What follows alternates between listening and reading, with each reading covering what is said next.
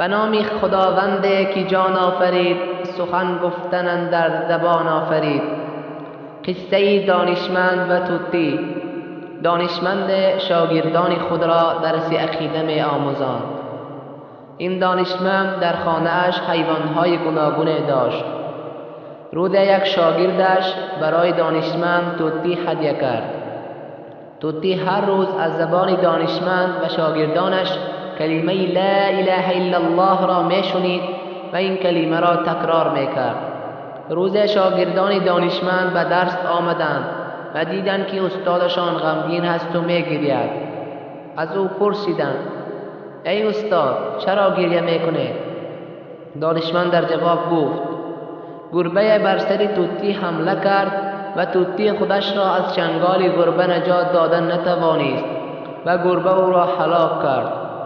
شاگردانش گفتند: ای استاد، غمگین نشوید، برای شما از طوطی اوله دیده بهترش را میاریم.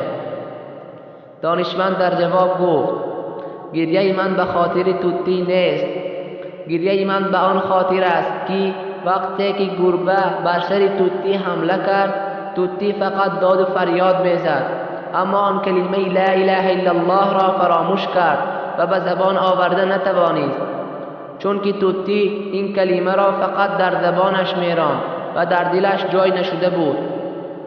من از آن میترسم که مبادا این کلمه در زبان ما باشد و در دلهایمان نه. پس در آن لحظه مرگ ما با سختی جان کندن مشغول شویم و این کلمه را فراموش سازیم. شاگردان دانشمند این قصه را شنیده همه گریان شدند و از الله طلب کردند که الها این کلمه را نه در نوک زبانهایمان بلکه در دلهایمان جای کن. آمین. این قصه را خواندم و به خود اندیشیدم: الها چقدر مردمه هستند که این کلمه را طوطیوار تنها در زبان تکرار میکنند.